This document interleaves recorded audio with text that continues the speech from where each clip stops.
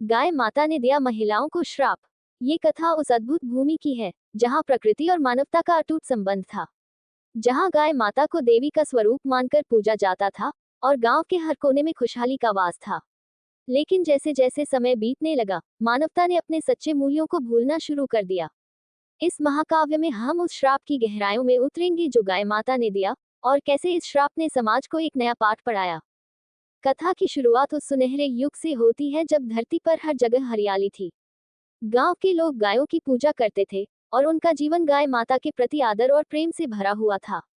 दूध, दही और घी की भरपूर मात्रा थी। लोग अपने खेतों में कड़ी मेहनत करते थे और गायें उनके साथ ही होती थी। गांव में एक विशेष त्योहार मनाया जाता था जिसे गौ माता पूजा कहा जाता था। इस दिन सभी गांव वाले एकत्र होते थे और गायों को सजाते थे। बच्चे गायों के चारों ओर नाचते थे और महिलाएं भजन गाती थीं। ये त्योहार गांव की खुशियों और समृद्धि का प्रतीक था। लेकिन जैसे जैसे समय बीतने लगा, कुछ महिलाएं अपने स्वार्थ में डूबी रहीं। उन्होंने गायों को अपने लाभ के लिए उपयोग करना शुरू कर दिया। वे गायों को भूखा छोड़ने लगी और उनका दूध चुराने लगी। उनका ये स्वार्थ और अज्ञानता गाय माता के प्रति अपमान बन गई। एक दिन गांव की कुछ महिलाएं एकत्रित होकर एक समारोह का आयोजन कर रही थीं।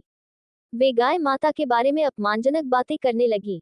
उन्होंने कहा, ये गाय केवल हमारी मेहनत का फल हैं। हमें इनकी जरूरत नहीं है। हमें इनके दूध और मांस से फायदा है और हम इन्हें तिरस्कृत कर सकते हैं। गाय माता ने इस अपमान को सहन नहीं किया।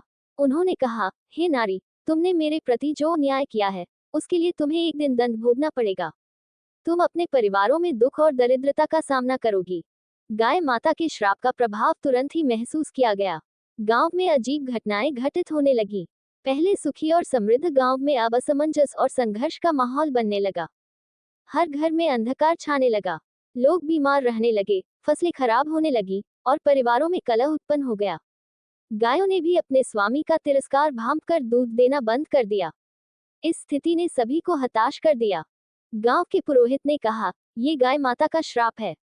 हमें इसे समाप्त करने का उपाय खोजना होगा। जो इस श्राप का कारण बनी है, उन्हें अपनी भूल स्वीकार करनी होगी। गांव की एक बुद्धिमान महिला, जिन्हें सभी माताजी कहकर बुलाते थे, ने निर्णय लिया कि वह इस श्राप को समाप्त करने का प्रयास करेगी। उन्होंने सभी महिलाओं को एकत्रित किया और कहा, हमें गाय माता से क्षमा मांगनी होगी और उनकी सेवा करनी होगी। हमें अपने कर्मों का परिशोधन करना होगा। महिलाओं ने माताजी की बात मानी और गायों की सेवा करने का संकल्प लिया। उन्होंने गायों को चारा देने, उन्हें नहलाने और उनके साथ प्रेम से पेश आने का प्रयास किया। कुछ समय बाद गाय माता ने देखा कि महिलाएं सच्चे मन से गायों की सेवा कर रही हैं।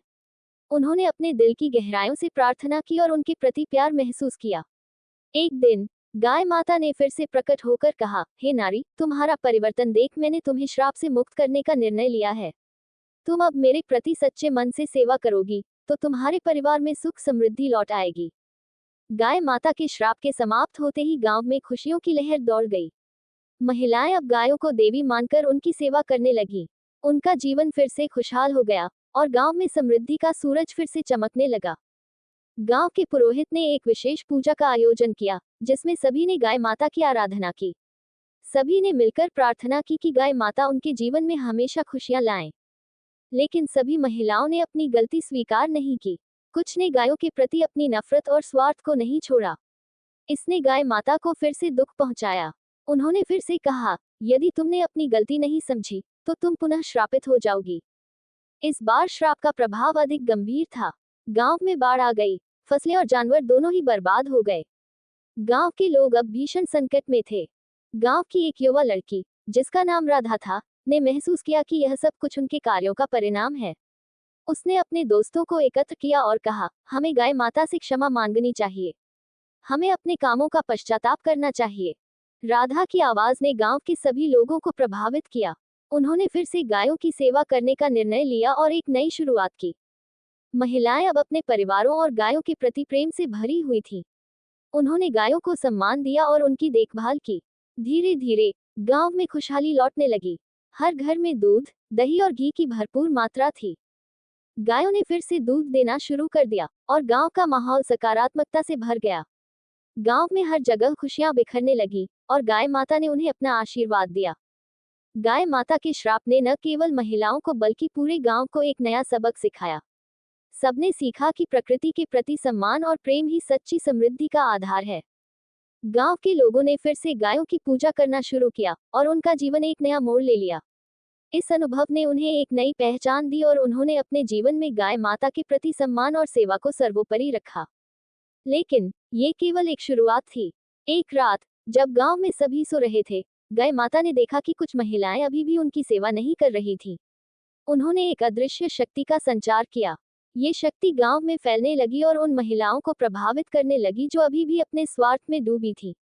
इस अदृश्य शक्ति ने उन्हें डराया। एक महिला ने कहा, क्या ये गाय माता का श्राप है? तब एक दूसरी महिला ने कहा, हमें उनके प्रति प्रेम और सम्मान दिखाना चाहिए, नहीं तो हम इस श्राप से मुक्त नहीं हो सकेंगे। गांव में ज्ञान की रोशनी फैलने लगी। सभी महिलाएं अब एक साथ आने लगी और गायों के प्रति अपने कर्तव्यों को निभाने लगी। उन्होंने गायों की देखभाल करने का संकल्प लिया और अपने पूर्व के व्यवहार के लिए खेद व्यक्त किया। महिलाएं अब गायों के लिए विशेष भोजन तैयार करने लगी। उन्होंने अपने बच्चों को भी सिखाया कि गायों की सेवा कैसे की जाती है। गांव में खुशियों की लहर दौड़ गई और सभी ने मिलकर गाय माता का आभार व्यक्त किया। एक दिन गांव में एक वृद्ध साधु आए।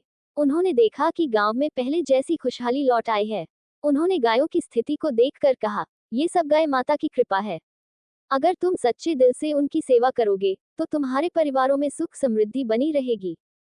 साधु ने गांव वालों को एक विशेष मंत्र सिखाया जो गायों की संजीवनी शक्ति को बढ़ाता था। गांव वालों ने इस मंत्र का जाप करना शुरू किया और धीरे धीरे गायों की संख्या बढ़ने लगी। गांव में एक बार फिर से बुरी स्थिति उत्पन्न हुई। इस बार एक भयंकर बाढ़ ने गांव को घेर लिया। गांव के लोग डर गए और फिर से गायों की सेवा में जुट गए। उन्होंने गायों को सुरक्षित स्थान पर ले जाने का निर्णय लिया। महिलाएं और बच्चे गायों को लेकर पहाड़ी इलाके की ओर दौड़ पड़े। उन्होंने सभी गायों को एक स्थान पर इकट्ठा किया और उन्हें सुरक्षित रखने की कोशिश की। पुरुषों ने बाढ़ के पानी से घरों और खेतों की रक्षा के लिए अपने प्राणों की परवाह किए बिना संघर्ष किया। जब बाढ़ का पानी तेजी से बढ़ने लगा तो गांव के कुछ पुरुषों ने अपनी जान पर खेलकर गायों को सुरक्षित स्थान पर पहुंचाने का फैसला किया। वे अपने घरों को छोड़कर गायों के लिए एक सुरक्षित जगह की तलाश में निकल पड़े। उनकी निस्वार्थता और बलिदान की भावना ने पूरे गांव को प्रेरित किया। इस संकट के समय में गांव की माताजी ने अपनी शक्ति का प्रयोग किया। उन्होंने पूरे गांव को एकत्रित किया और कहा, हम सभी को एकजुट होकर गाय माता की कृपा प्राप्त करनी होगी। हमें अपने समर्पण और प्रेम के साथ प्रार्थना करनी होगी। सभी ने हाथ उठाकर गाय माता की आराधना की और कहा, हे गाय माता, कृपया हमारे बलिदान को स्वीकार करें और हमें इस विपत्ति से मुक्त करें। इस प्रार्थना का प्रभाव अद्भुत था। बाढ़ का पानी धीरे धीरे कम होने लगा। गाय माता ने अपनी कृपा से उन्हें सुरक्षित रखने का आश्वासन दिया। गांववासियों की एकजुटता और बलिदान ने गाय माता को उनकी सच्ची भावना का एहसास दिलाया। जब बाढ़ का पानी घटा तो गांव में तबाही का मंजर था, लेकिन गांववासियों ने एक दूसरे का सहारा बनकर इस मुश्किल घड़ी का सामना किया। उन्होंने अपने गांव को फिर से बसाने का संकल्प लिया। महिलाएं गायों को वापस अपने घरों में ले आईं। उन्होंने गायों को नहलाया, उन्हें ताजे चारे से भरपूर किया और उनके प्रति अपने प्रेम का प्रदर्शन किया। गांव में एक नई शुरुआत हुई। सभी ने मिलकर अपने अपने कामों को शुरू किया। उन्होंने एक साथ मिलकर गायों की देखभाल और खेतों की फसल की पुनरावृत्ति के लिए काम किया। गाय माता ने गांववासियों की मेहनत और समर्पण को देखा और अपने आशीर्वाद से उन्हें नवजीवन दिया। गांव में खुशियों की लहर दौड़ गई। सभी परिवार फिर से एकजुट हो गए और गांव में उल्लास का माहौल बनने लगा। गायों ने फिर से दूध देना शुरू कर दिया और गांव में दूध, दही और घी की भरपूर मात्रा हो गई। गांव की महिलाओं ने एक विशेष समारोह का आयोजन किया, जिसमें सभी ने गाय माता की पूजा की और उनका धन्यवाद किया। लेकिन ये सब कुछ केवल तभी संभव हुआ जब गांव वासियों ने अपने दिल से गाय माता के प्रति श्रद्धा और सम्मान प्रकट किया। वे सबने मिलकर यह संकल्प लिया कि वे हमेशा गायों की सेवा करेंगे और अपने स्वार्थ को भुलाकर सच्चे प्रेम और समर्पण के साथ जिएंगे। गांव में एक नई आवाज उठी। राधा, जो पहले से ही गायों की सेवा में सबसे आगे थी, ने कहा, हमें अपने कर्मों की गहराई समझनी होगी। अगर हम स्वार्थ से भरे रहेंगे तो हमें फिर से कठिनाइयों का सामना करना पड़ेगा। हमें सच्चे प्रेम और श्रद्धा के साथ जीना होगा। गांव की महिलाएं राधा की बातों को सुनकर प्रेरित हुईं। उन्होंने निर्णय लिया कि वे केवल गायों की सेवा ही नहीं, बल्कि गांव के विकास के लिए भी काम करेगी। उन्होंने शिक्षा पर ध्यान केंद्रित करने का निश्चय किया। गांव में एक स्कूल की स्थापना की गई, जहां बच्चों को न केवल सामान्य शिक्षा, बल्कि गायों और प्रकृति की सेवा के महत्व के बारे में भी सिखाया गया। गांव में शिक्षा की रोशनी फैलने लगी। बच्चे अब जानवरों और प्रकृति के प्रति जिम्मेदारी से भरे हुए बड़े होने लगे। वे जानने लगे कि गाय माता का सम्मान करने से ही उनके जीवन में सुख समृद्धि आएगी। गांव में पुनः खुशियों का माहौल बन गया। फसलें लहलहाने लगी और घरों में दूध दही से भरी हंसी खुशी का माहौल बनने लगा।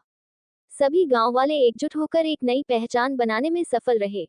इस महाकाव्य की समाप्ति पर गांव के पुरोहित ने कहा, गाय माता का श्राप केवल एक चेतावनी था। जब हम अपने कर्मों का पालन करते हैं और प्राकृतिक संतुलन का सम्मान करते हैं, तो जीवन में खुशियां ही खुशियां होती हैं। ये कथा हमें सिखाती है कि प्रेम, समर्पण और सेवा का महत्व क्या है। गांववासियों ने ये संकल्प लिया कि वे हमेशा गायों की सेवा करेंगे और अपने स्वार्थ को भुलाकर सच्चे प्रेम और समर्पण से जिएंगे। गाय माता ने उन्हें आशीर्वाद दिया और गांव में फिर से खुशियों की लहर बिखर गई। यह महाकाव्य हमें ये सिखाता है कि हमें अपने कर्मों का ध्यान रखना चाहिए और प्रकृति का सम्मान करना चाहिए। जब हम अपने स्वार्थ से बाहर निकलकर दूसरों की भलाई का विचार करेंगे, तभी हम सच में खुश रह सकेंगे। गाय माता का श्राप केवल एक चेतावनी थी, जिससे हम अपने जीवन को संवार सकें।